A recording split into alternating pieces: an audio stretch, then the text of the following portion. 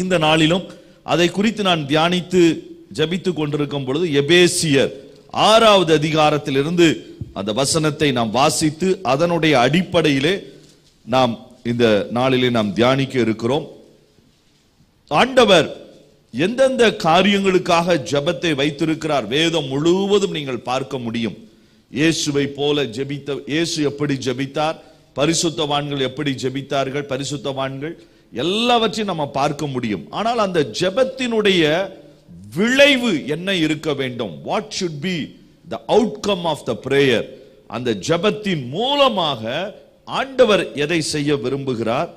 18வது வசனம் நமக்கு தெரிந்த வசனம், அதை வாசித்து விட்டு 13வது வசனத்தை வாசிக்கலாம்.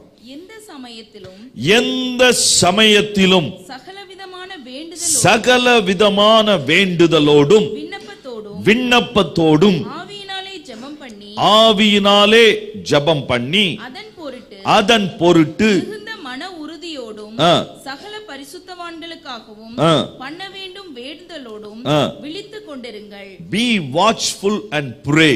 விழித்து நீங்கள் ஜெபியுங்கள் என்று ஆண்டவர் சொல்லுகிறார். இப்ப 13வது வசனம் வாசிங்க. ஆகையால் தீங்கு நாளிலே அவைகளை பிசாசினுடைய தந்திரங்களை வல்லமைகளை போராட்டங்களை அவைகளை நீங்கள் எதிர்க்கவும் சகலத்தையும் செய்து முடித்தவர்களாய் நிற்கவும் திராணி உள்ளவர்கள் ஆகும்படிக்கு தேவனுடைய சர்வாயுத வர்க்கத்தையும் எடுத்துக்கொள்ளுங்கள். தீங்கு நாள் என்று சொன்னால் கடைசி நாட்களிலே, தீங்கு பெருகக்கூடிய இந்த நாட்களிலே பிசாசை எதிர்த்து நிற்பதற்கு நமக்கு பலன் வேண்டும். அதோடு கூட சகலவற்றையும் செய்து முடிப்பதற்கு ஒரு திராணி நமக்குள்ள வேண்டும். அல்லேலூயா. இந்த ரெண்டையும் செய்வதற்கு தான் சர்வாயுத வர்க்கத்தை எடுத்துக்கொள்ளும்படி ஆண்டவர் சொல்லுகிறார். அந்த சர்வாயுத வர்க்கத்திலே எல்லா சமயத்திலேயும் செய்ய வேண்டிய ஒரு காரியம்தான் ஆவியிலே ஜெபிக்கக்கூடிய ஒரு காரியம். இப்ப இந்த ரெண்டு காரியங்கள், அவனை பிசாசை எதிர்ப்பதற்கு நமக்கு முதல்ல ஒரு பலன் வேண்டும். ஏனென்றால் பிசாசு கொஞ்சம் அவனுக்கும் சில வல்லமைகளை ஆண்டவர் கொடுத்திருக்கிறார். அதனாலதான் ஆண்டவர் சொன்னார், பலவானை முந்தி கட்டினால் ஒழிய அவனுடைய வீட்டிலிருந்து உடைமைகளை ஒருவனும் கொள்ளையிட முடியாது. அப்ப நாம ஒரு ஆசீர்வாதத்தை மனதில் வைத்து நம்ம ஜெபிக்கிறோம்னா முதல்ல அதை எடுக்க விடாம, அதுல நம்மளை முன்னேறி செல்ல விடாம, நம்மளை தடை செய்கிற சத்ருவினுடைய வல்லமைகளை எதிர்த்து நிற்பதற்கு ஒரு பலன் நமக்கு வேணும். அல்லேலூயா. கர்த்தர் அந்த பலனை தருகிறார். ஆண்டவருக்கு கீழ்ப்படிந்து பிசாசுக்கு எதிர்த்து நின்று அவன் என்ன செஞ்சிருவான்?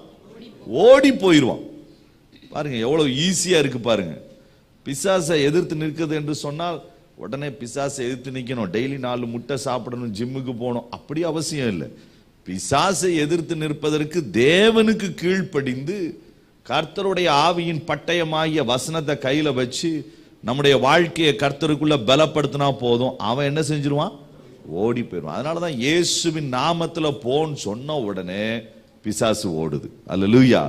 எல்லா இடங்களிலும். ஆகவே பிசாசை கண்டு நீங்க பயப்பட வேண்டிய அவசியம் இல்லை. இன்னும் நிறைய கிறிஸ்தவர்களுக்கு இருக்கக்கூடிய பெரிய பயம், பிரதர் அமாவாசை வருது, பௌர்ணமி வருது. அமாவாசை வந்தா என்ன, பௌர்ணமி வந்தா நமக்கு என்ன பிரதர்? ஒண்ணுமே நீங்க கவலைப்பட இல்லை. கொஞ்சம் பயமா இருக்கு. அது எப்படினாலும் பிசாசுக்கு கொஞ்சம் வரம்போல இருக்குது. நைட்டு சில நேரங்கள்ல 2 மணிக்கு அவன் என்ன பயமுறுத்துறான். பிசாசு நம்முடைய வாழ்க்கையில வரவே முடியாது. நல்லா கவனிங்க. அதுக்கு கர்த்தர் சொன்ன அழகான ஒரு காரியம், நீங்க என்றைக்கு எகிப்தை விட்டுட்டு சிவந்த சமுத்திரத்தை தாண்டின பிறகு எகிப்தியர் வரவே முடியாது. அல்லேலூயா. அதுதான் ஒரு மிகப்பெரிய ஒரு காரியம். இன்னொன்று, இயேசுவின் ரத்தம் யாருடைய வாழ்க்கையில இருக்கிறதோ, கழுவி இருக்கிறதோ, அங்க பிசாசு ஒரு காரியத்தையும் செய்ய முடியாது. ஆட்டுக்குட்டியானவரின் ரத்தம், சாட்சியின் வசனம், இந்த ரெண்ட பார்த்து பிசாசு ரொம்ப பயப்படுவான். நிறைய பேர் வீட்டில் பிசாசை பயப்படணும்னு பெரிய பைபிளை திறந்து வச்சிருப்பாங்க. நான் என்ன ஒரு வீட்டில் கேட்டேன், ஏன் பிரதர் பைபிளை திறந்து வச்சிங்க படிக்க? இல்ல பிசாசு வந்தானா நான் பிசாசு வந்து உங்க வீட்டுல பைபிள் படிக்கிறதுக்கா வரப்போறான்? இந்த பைபிள் அவங்க எப்படி யூஸ் பண்றாங்க? மந்திரமான தந்திரமான ஒரு புஸ்தகமா யூஸ் பண்றாங்க. அப்படி அல்ல. பிசாசு உங்க வீட்டுக்கு வந்து பைபிள் படிச்சுட்டு போறான்னா அது ஒரு வித்தியாசமான அனுபவம் தான். பிசாசு அந்த மாதிரி காரியங்கள் எல்லாம் செய்ய மாட்டான். அவன் பயப்படுவான், எப்பொழுதுமே நடுங்குவான். சாதாரண இயேசுவின் ரத்தத்திற்கு கீழே தன்னை வாழ ஒப்பு கொடுத்தவர்களுக்கு சாட்சியின் வசனத்தை தங்களுடைய வாழ்க்கையில வைத்திருந்தா போதும், அவனை எளிதாய் நீங்க ஜெயிக்க முடியும். அல்லேலூயா. அப்ப நான் ரெண்டாவது முக்கியமான காரியம் அதான் இன்னைக்கு பார்க்க போறோம். சகலவற்றையும் செய்து முடித்தவர்களாய் நிற்பதற்கு திராணி வேண்டும். அல்லேலூயா. ஆண்டவர் நமக்கு தர விரும்பக்கூடிய இரண்டாவது எபிலிட்டி, நமக்கு ஆண்டவர் இந்த ராத்திரி வேளையில தர விரும்பக்கூடிய ஒரு முக்கியமான கிருபை என்ன தெரியுமா? ஒரு காரியத்தை நம்ம கையில எடுத்தோம்னா அதை செய்து முடித்து நிறைவேற்றி ஆண்டவருக்கு முன்பாய் நிற்பதற்கு தகுதி உள்ளவர்களாய் ஆண்டவர் நம்மை மாற்ற விரும்புகிறார். ஆண்டவருடைய பெரிய வாஞ்சியே அதுதான். வாசிங்க இன்னொரு வசனம், லூக்கா எழுதின சுவிசேஷம் 21வது அதிகாரம். அங்க இயேசுவே இந்த வசனத்தை சொல்லுகிறார். 36வது வசனம். ஆகையால் இனி சம்பவிக்க போகிற இவைகளுக்கு எல்லாம் நீங்கள் தப்பி மனுஷகுமாரனுக்கு முன்பாக நிற்பதற்கு பாத்திரவான்களாக எண்ணப்படுவதற்கு எப்பொழுதும் ஜெபம் பண்ணி விழித்திருங்கள் என்றார். எல்லாவற்றையும் செய்து முடித்து அவருக்கு முன்பாக நிற்பதற்கு பாத்திரவான்களாய் மாற வேண்டும். அல்லேலூயா. இயேசு இதை கட்டாயம் செய்ய வைக்கிறாரு. நிறைய பேருக்கு இருக்கிற பெரிய பிரச்சனை, கரெக்டா வேலையை ஆரம்பிப்பாங்க, ஆனா முடிக்க மட்டும்தான் என்ன செய்ய முடியாது. பிள்ளைங்கிட்ட கேட்டா சொல்லுவாங்க, எப்படி எக்ஸாம் எழுதுன? மம்மி நல்லா தான் ஆரம்பிச்சேன், ஆனா பாதியிலே மறந்து போச்சு, அதனால எக்ஸாம் நான் முடிக்க வேண்டிய நேரத்தில் முடிக்க முடியல. பிரதர், உங்க பிசினஸ் எப்படி? நல்லா ஆரம்பிச்சோம் பிரதர், ஆனா முடிக்க முடியல. வேலை முடிக்க முடியல. ட்ரைனிங் கோர்ஸ் முடிக்க முடியல. அதுலயும் குறிப்பா பைபிள் ஸ்டடி, பைபிள் தியாலஜி கோர்ஸ்னா சில பேருக்கு 3 வருஷம் கோர்ஸ் 7 வருஷம் போய்கிட்டே தான் இருக்கும். ஆழமா படிச்சுட்டு இருப்பாங்க, முடிக்க முடியாது. அல்லது செய்யக்கூடிய காரியங்கள், எடுக்கக்கூடிய எஃபர்ட், நான் பிரயாசப்படுகிறேன் பிரதர், ஆனா சக்சஸ்ஃபுல்லா அதை முடிக்க முடியல. அது ஒரு பெரிய நம்முடைய வாழ்க்கையில அடிக்கடி அப்படிப்பட்ட தோல்விகள் நடக்கும் பொழுது நம்மை குறித்தே ஒரு தாழ்வு மனப்பான்மை நமக்கு வந்துடும். ஓ, இனி என்னால செய்து முடிக்க முடியாது, அதெல்லாம் முடியாது பிரதர், நம்மளால நமக்கு சின்ன வேலையை மட்டும் பார்ப்போம். இல்ல கர்த்தர் உங்களை பயன்படுத்த முடியும். இல்ல பாட்டே சரியா வர மாட்டேங்க பாருங்க, 5 தடவை வீட்டுல பாடிட்டு வந்தேன், ஆனா மைக்கை எடுத்த உடனே பாட்டு வேற ராகத்துல வருது. நான் இதைத்தான் முயற்சி பண்ணிட்டு வந்தேன், ஆனா அது என்னால செய்ய முடியல. என்னுடைய பிரசங்கம் ஒண்ணுமே முடியல. ஒரு முறை ஒரு பெரிய தேவ மனுஷன், அவர் பைபிள் காலேஜில் படிச்சுட்டு இருந்தார். அவருக்கு எப்படியாவது பாஸ்டர் ஆகணும்னு பயங்கர வாஞ்ச.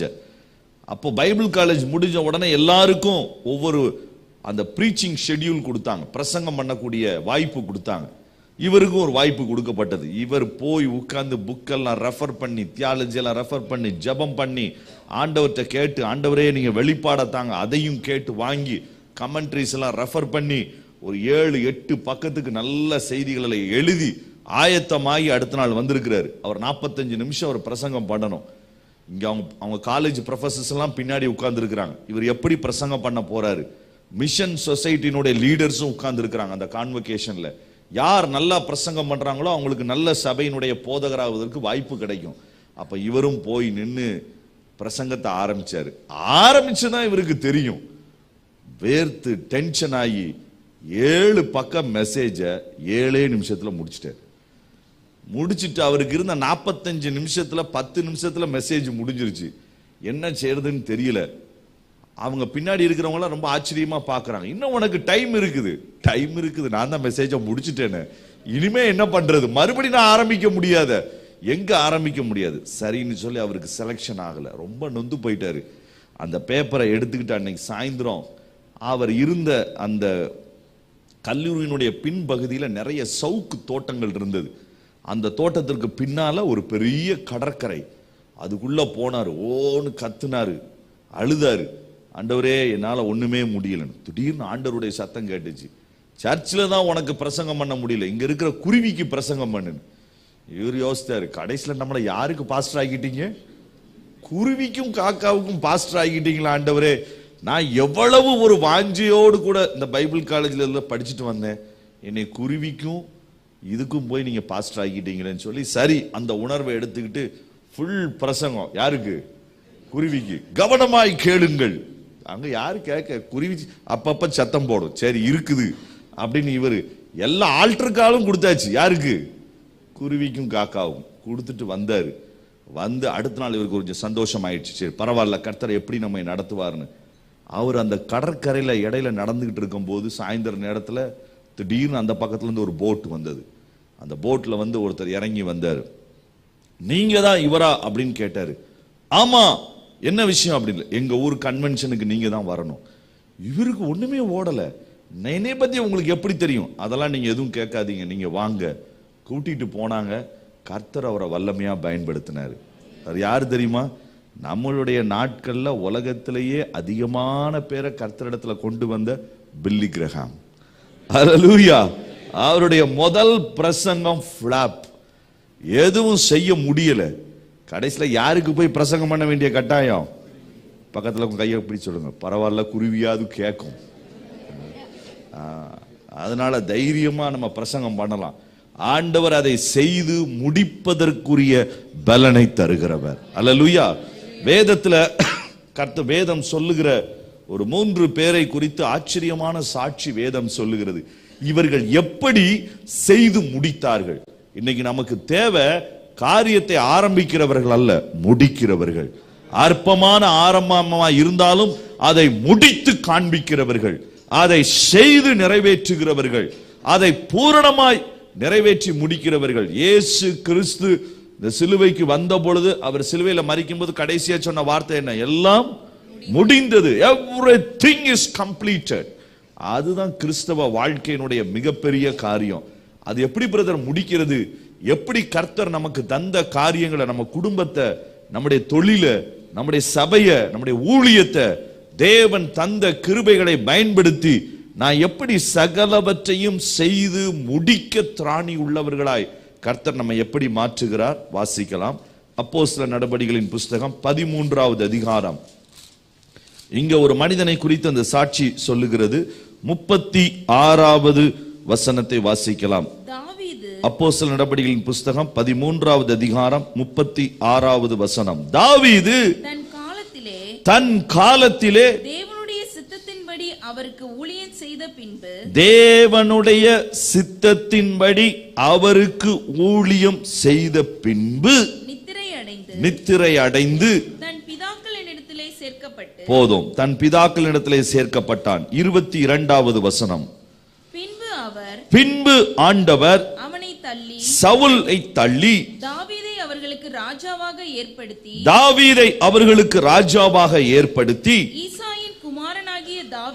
ஈசாயின் குமாரனாகிய தாவீதை என் இருதயத்துக்கு ஏற்றவனாக கண்டேன். எனக்கு சித்தமானவைகளை எல்லாம் அவன் செய்வான் என்று அவனை குறித்து சாட்சியும் கொடுத்தார். ஆண்டவர் அவனை குறித்து ஒரு சாட்சி கொடுத்தார். என் இருதயத்திற்கு ஏற்றவன், அது ஒரு பக்கம். ரெண்டாவது எதை செஞ்சு முடிப்பான்? எனக்கு சித்தமான எல்லாவற்றையும் அவன் செய்து முடிப்பான். அதுதான் தாவீதை குறித்து ஆண்டவர் சொன்ன காரியம். அதைத்தான் 36வது வசனத்தில் நம்ம வாசிக்கிறோம். அவனுடைய கல்லறையிலே எழுதப்பட வேண்டிய வார்த்தைகள், இவன் தேவனுடைய சித்தத்தின்படி எல்லாவற்றையும் செய்து முடித்த பின்பு மரித்தான். பாதியில விட்டுட்டு அவன் மரிக்கல. எதெல்லாம் தேவன் அவனுடைய வாழ்க்கையில வச்சிருந்தாரோ அது எல்லாவற்றையும் செய்தான். இல்லையே, அவன் தேவனுடைய ஆலயத்தை கட்ட விரும்பினானே, ஆனா கட்டுவதற்கு முன்பே அவன் மரித்து போனானே. அது அவன் விரும்பினதையெல்லாம் செய்தான் என்று போடவில்லை. கர்த்தர் விரும்பினதையெல்லாம் செய்து முடிப்பதற்கு ஆண்டவர் பலன் தருவார். அல்லேலூயா. நாம விரும்பினதெல்லாம் செய்வதற்கு சில நேரங்களிலே வாய்ப்பு கிடைக்கலாம், கிடைக்காமலும் போகலாம். ஆனால் உண்மையான தேவ பிள்ளைகளுக்கு கர்த்தர் நம்முடைய வாழ்க்கையில விரும்பினது எல்லாவற்றையும் இந்த பூமியிலே செய்து முடித்து அவைகளை நம்முடைய கரங்களினால் தொட்டு பார்த்து விட்டு இந்த உலகத்தை விட்டு போவதற்கான ஒரு பெரிய வாய்ப்பு இருக்கிறது. அதுதான் பெரிய ஆச்சரியமான அதிசயம். ஆனா ஆண்டவர் செய்ய நினைத்தது ஒன்றும், யார் சொன்னது? யோபு. ரொம்ப கடினமான காரியம். 10 பிள்ளைகள் இறந்த பிறகு, அவ்வளவு நோய்கள் வந்த பிறகு, ஆரம்பத்தில் வேதம் கிடையாது, ஒன்றும் கிடையாது. ஆனா தைரியமா சொல்கிறான், கர்த்தர் செய்ய நினைத்தது ஒன்றும் தடைபடாது. அவர் என் மூலமா செய்யணும்னா அதை கட்டாயம் செய்து முடித்து தான் ஆவார். அவ்வளவு வியாதிக்குள்ள போனதற்கு அப்புறம், அவ்வளவு இழப்புக்குள்ள போனதற்கு அப்புறம் மறுபடியும் பீனிக்ஸ் பறவை மறுபடியும் வரும்னு சொல்லுவாங்க. அந்த மாதிரி அவன் மறுபடியும் எழுந்து ஒரு பெரிய காரியத்தை அவன் செய்து முடித்தான். உங்க லைஃப்ல நிறைய ஃபெயிலியர்ஸ் நீங்க சேஸ் பண்ணிருக்கலாம், பார்த்திருக்கலாம், ஊழியத்துல பார்த்திருக்கலாம், ஜெபத்துல, இன்னொன்னு தீர்மானங்கள்ல. நிறைய பேர் தீர்மானம் நம்ம எடுப்போம். நாளையிலிருந்து நான் 3:30 மணிக்கு எந்திரிச்சு நான் ஜெபிப்பேன். நாளைக்கு தான் 6:30 மணிக்கு எந்திரிப்போம்.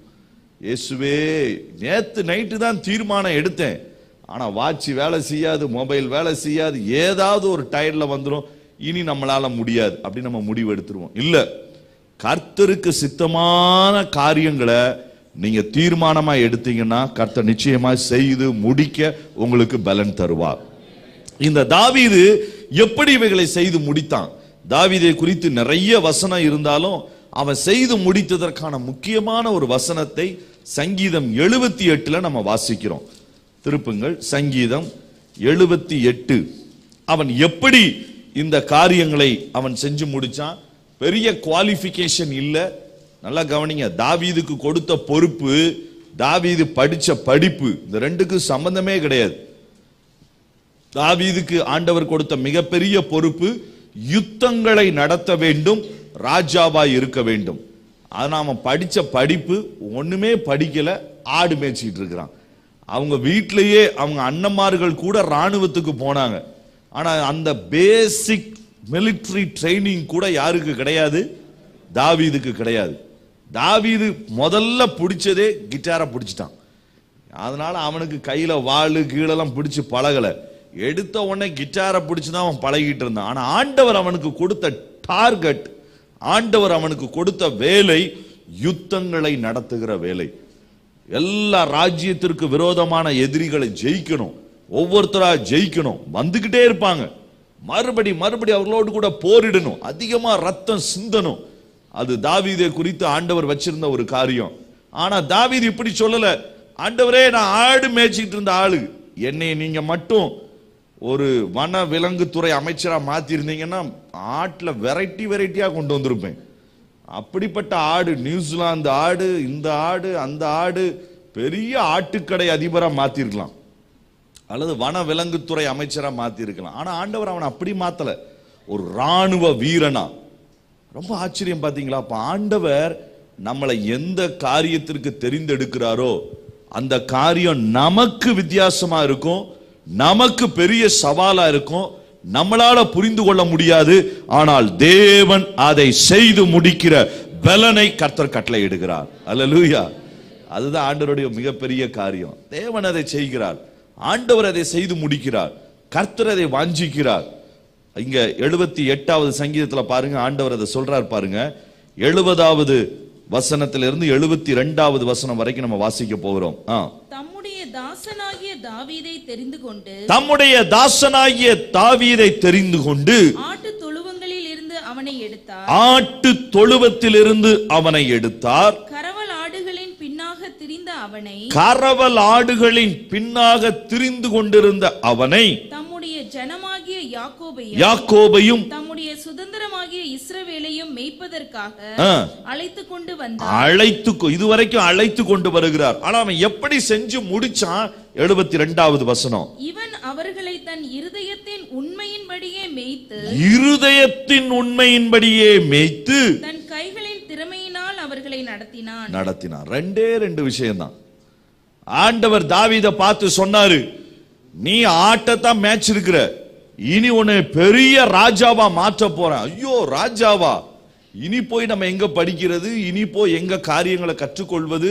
ஏனென்றால் ஒரு ராஜாவாய் மாற வேண்டும் என்றால் நிறைய சாஸ்திரங்களை கற்றுக்கொள்ளணும், நிறைய கலைகளை கற்றுக்கொள்ளணும், ராணுவ யுக்திகளை கற்றுக்கொள்ளணும். ஆனா ஆண்டவர் அவனுக்கு சொன்னது 2 தான், இருதயத்திலே உண்மை, கையிலே திறமை.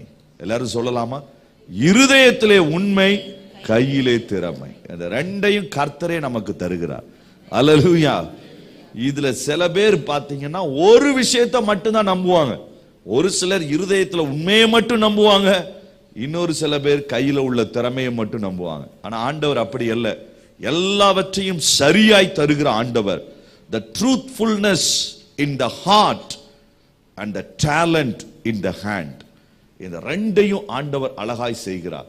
அப்ப நம்மளை உருவாக்கி ஆண்டவர் இந்த காரியத்தை செய்யும் போது ஹார்ட்லையும் வேலை செய்யறாரு, கையிலையும் வேலை செய்யறாரு. ரெண்டையும் அவர் கூட்டி கொடுக்கிறார். உங்களுக்கு இருக்கக்கூடிய சவால்கள், நீங்க ஆரம்பிச்சிருக்கிற ஊழியமா இருக்கலாம், இணைந்திருக்கிற ஊழியமா இருக்கலாம், அல்லது குடும்பமா இருக்கலாம், அல்லது பிசினஸா இருக்கலாம், அல்லது தொழிலா இருக்கலாம், எனக்கு மிஷனரி ஊழியமா இருக்கலாம். நான் முழங்கால் படிக்கிட்டு ஆண்டவர்கிட்ட கேட்கும் போது எனக்கு முதல்ல எதை நான் கரெக்ட் பண்ணணும்? இருதயத்தினுடைய உண்மை. அல்லேலூயா. எந்த சூழ்நிலை ஆனாலும் எனக்கு கொடுக்கப்பட்டிருக்கிற சின்ன பகுதியில நான் உண்மையா எவ்வளவு தூரம் ஓடுகிறேனோ, எனக்கு கொடுக்கப்பட்டிருக்கிற சின்ன பொறுப்புல நான் எவ்வளவு உண்மையா இருக்கிறேனோ, சிறிய காரியத்திலே கொஞ்சத்திலே உண்மை உள்ளவனை அநேகத்திற்கு அதிகாரியாக்குகிறார். அல்லேலூயா. ஆண்டவருடைய டெஸ்டே கொஞ்சமா கொடுக்கிறதா முதல்ல. என்ன ஆண்டவர் இவ்வளவு கொஞ்சமா கொடுத்துட்டாரு? நான் இந்த பஹ்ரைன்ல யோசித்து வந்தேன், கர்த்தரனை இப்படி வச்சிருப்பாருன்னு. அங்கதான் கொண்டு போறாரு. ஆனா முதல்ல எவ்வளவுதான் கொடுப்பாரு? கொஞ்சோண்டு தான் கொடுப்பாரு. Mini tiffin. நீங்க இந்த ஹாஸ்பிட்டலுக்கு போனீங்கன்னா ஆன்டிபயாட்டிக் கொடுப்பாங்க, பார்த்துருக்கீங்களா? இன்ஜெக்ஷன் கொடுக்கறதுக்கு முன்னாடி இங்க ஒரு ஊசி போடுவாங்க. அதுக்கு பேர் என்னது? Test dose. கொஞ்சோண்டு உங்களுக்கு கொடுக்க போற மருந்துல, அந்த 1000 கிராம் மருந்துல கொஞ்சோண்டு அதை எடுத்து உங்க தோல்ல போட்டு கொஞ்ச நேரம் வெயிட் பண்ணுவாங்க. இந்த மருந்து உங்க உடம்புக்கு அலர்ஜியை உண்டாக்குதா? இந்த மருந்து உங்க உடம்புக்கு உங்களுக்கு பிரயோஜனமா இருக்குமா, இல்ல உங்களுக்கு பெரிய பிரச்சனையா இது மாறுமா? அது சரியா இருந்தாதான் ஃபுல் டோஸை கொடுப்பாங்க. அப்ப ஆண்டவர் வைக்கிற டெஸ்ட் டோஸ் என்ன தெரியுமா? கொஞ்சமா கொடுக்கறதா. பக்கத்துல கையை பிடிச்சு சொல்லுங்க, கொஞ்சோன்னு சோர்ந்துடாதீங்க, உங்களுக்கு டெஸ்டிங் நடந்துகிட்டு இருக்கு. அல்லேலூயா. எப்பெல்லாம் குறையுதோ, எப்பெல்லாம் கொஞ்சத்துக்கு வருதோ, நீங்க சந்தோஷமாயிரணும். ஏன்? நீங்க எதுக்குள்ள வந்தாச்சு? டெஸ்டிங் பீரியட்ல வந்தாச்சு. இதுக்கப்புறம் இந்த டெஸ்டுக்கு அப்புறம் கர்த்தர் நம்மை அநேகத்திற்கு அதிகாரியாய் மாற்றுவார். கொஞ்சத்துல உண்மை இருந்தா போதும், சின்ன விஷயத்துல உண்மையா இருந்தா போதும், 10 பேருக்கு உண்மையா இருந்தா போதும், கிடைச்ச 100 பீடியில நீங்க உண்மையா இருந்தா போதும், உங்களுக்கு கொடுக்கப்பட்டிருக்கிற சின்ன பொறுப்புல நீங்க உண்மையா இருந்தா போதும், தேவன் அதை கவனமாய் பார்ப்பார். கர்த்தருடைய கண்கள் அது மேல இருக்கும். பூமி எங்கோ சுற்றி கொண்டிருப்பதற்கு காரணம் என்ன? யார் மேல கண்ணு படுமா? அந்த ஆண்டருடைய சிசிடிவி கேமரா கொஞ்சம் வித்தியாசமான கேமரா. இது எல்லார் மேலையும் படாது. யார் மேல படும்?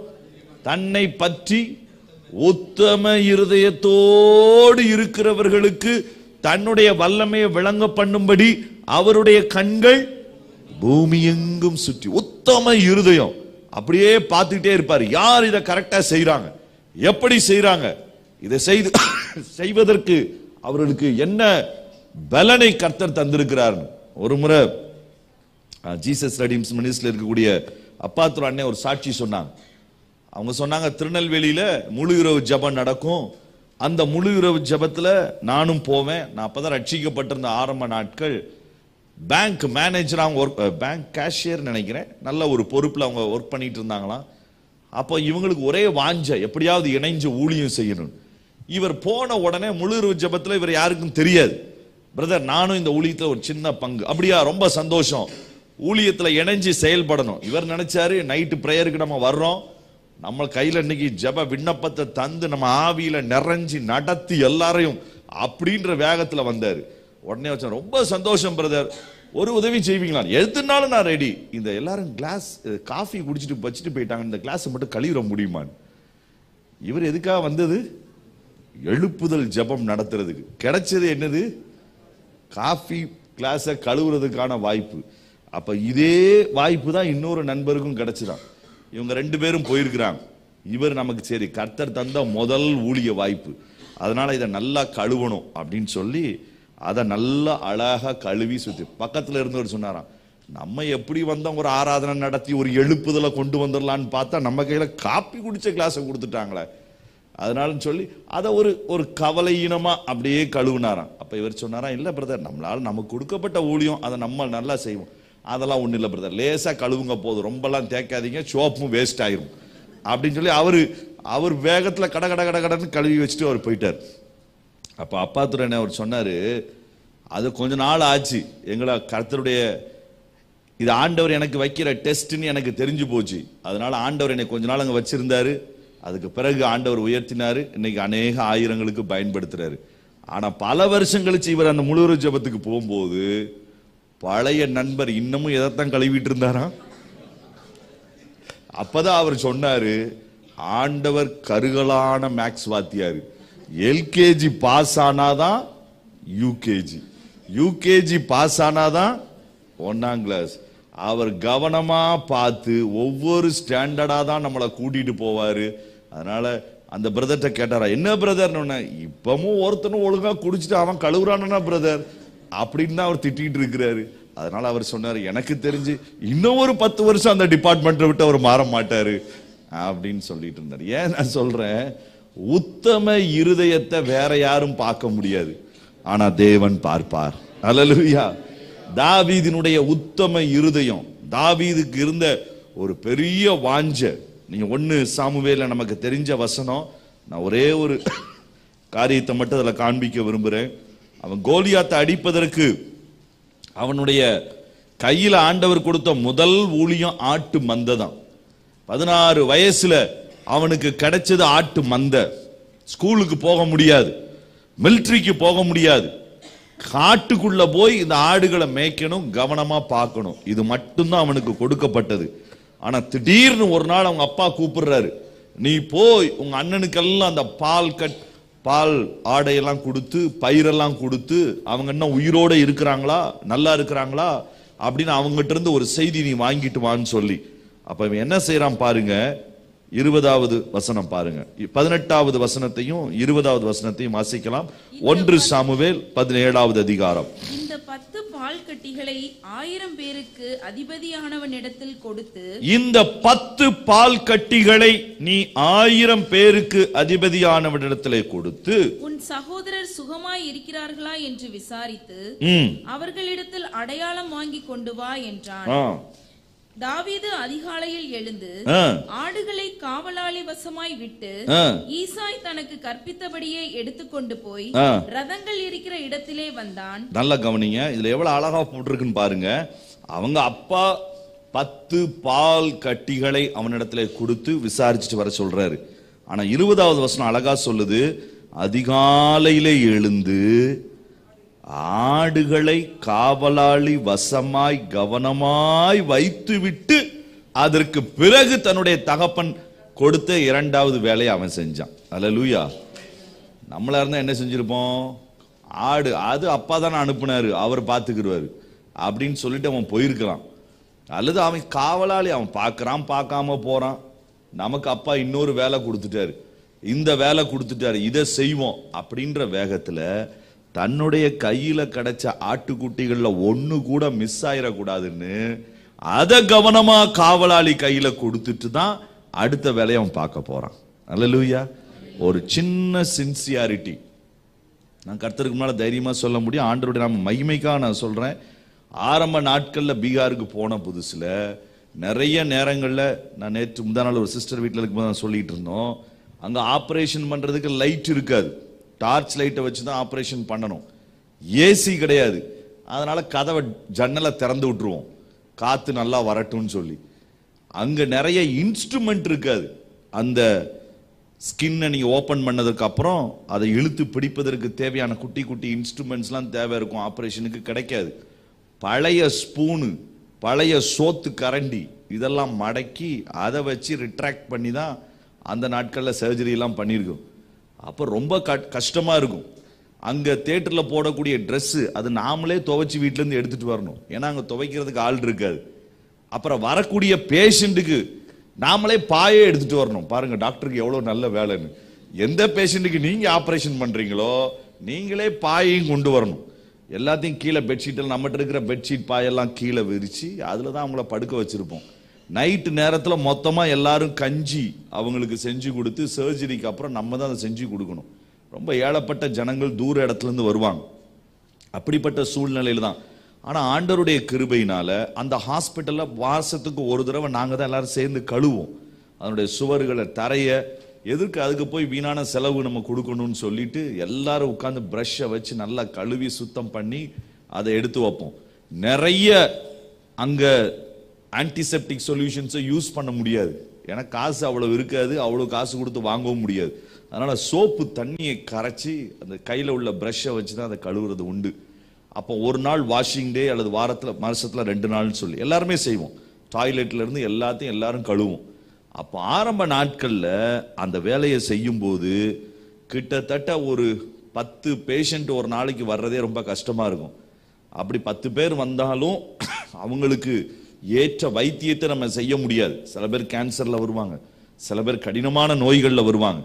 நான் ஆண்டவர்கிட்ட ஜோம் பண்ணியிருக்கிறேன், ஆண்டவரே யாரெல்லாம் நான் ட்ரீட்மெண்ட் பண்ண முடியாதோ அப்படிப்பட்ட ஆட்களா பார்த்து அனுப்புறீங்களே, நம்ம ட்ரீட்மெண்ட் பண்ணக்கூடிய ஆட்களா பார்த்து நீங்கள் அனுப்புங்களேன். நிறைய பேர் அங்கதான் வந்து இறந்து போயிருக்கிறாங்க. அப்ப நான் யோசிப்பேன், கர்த்தர் நமக்கு இன்னொரு வரம் கொடுத்துருக்கிறார் போல, சீக்கிரமா மேல அனுப்புற வரம் கொடுத்துருக்கிறார் போல. ஏன்னா நல்லா ஜோம் பண்ணுவோம், ஜோம் பண்ணிட்டு கர்த்தர் அற்புதத்தை செய்ய போகிறார் அப்படின்னா அப்பதான் ரூமுக்கு போயிருப்போம். சிஸ்டர் வாட்ச்மேன் வந்து சிஸ்டர் உங்களை கூப்பிடுறாரு அப்படின்னு சொல்லுவாங்க. அப்போ போய் பார்த்தா அவர் கர்த்தர்கிட்ட போயிருப்பாரு. என்னடா இவ்வளவு ஊக்கமா நம்ம ஜோம் பண்ணோம், அவ்வளவு ஊக்கமா ஜோம் பண்ணனால. அப்போ ஒரு முறை நான் ஜெபிச்சுட்டு வந்ததுக்கு அப்புறம் எனக்கே ரொம்ப ஒரு சோர்வா இருந்தது, என்ன இப்படிப்பட்ட ஒரு அற்புதமா நடக்கிறது என்ன. அப்போ அந்த அம்மா பக்கத்துல இருந்த அம்மா சொன்னாங்க, ரொம்ப நன்றி ஐயா, இவர் எங்க ஐயா இப்பதான் ஆண்டவரை ஏற்றுக்கொண்டாரு, அவர் எப்படினாலும் ஒரு ஊழியக்காரர் ஜெபிச்சு நான் சாகணும்னாரு, நீங்க ஜெபிச்சு அவர் செத்து போயிட்டாரு. நான் ஆண்டவரை பார்த்து சொன்னேன், வேற வரம் கிடைக்கலையா ஆண்டவரு, அவருடைய ஜெபத்துக்கு நம்மளை தான் என்ன பண்ணார் ஆண்டவர், கொண்டு போய் வச்சு ஜெபிக்க வச்சிருக்கிறாரு. அப்ப இதெல்லாம் யோசிக்கும் போது ஒரு 8 மாசம் போராட்டமா இருக்கும். ஆனா ஆண்டவர் செஞ்ச ஒவ்வொரு வேலையும் நம்மளால முடிந்த அளவுக்கு உத்தமமா செய்ய உதவி செஞ்சாரு. அந்த பேஷனுடைய நம்பர் கூட ஆரம்பிச்சது, ஊழியங்கள் விரிவடைய ஆரம்பிச்சது, வெளியே போக ஆரம்பிச்சோம். ஒரு நாட்கள்ல முடியலன்னு சொல்ற அளவிற்கு காலையிலிருந்து நைட்டு வரைக்கும் 300-400 பேஷண்ட்ஸ் நின்று வெயிட் பண்ணி பார்த்துட்டு போற அளவுக்கு வருஷத்துல 70,000 நோயாளிகளுக்கு ஆண்டவரை பத்தி சொல்லி இந்த ஊழியங்களை செய்வதற்கு நிறைய சபைகளை ஆரம்பிப்பதற்கு கர்த்தர் உதவி செஞ்சார். அல்லேலூயா. ஆனா ஆண்டவர் எதை விரும்புவார்? உத்தம இருதயத்தை கர்த்தர் விரும்புவார். உங்களுக்கு கிடைச்ச ஒரு சின்ன வேலையில உங்களுக்கு மேல வச்சிருக்கிற அதிகாரி அவன் ஊரை ஏமாத்துற ஆளா இருக்கலாம், அதை பத்தி நீங்க கவலைப்படாதீங்க.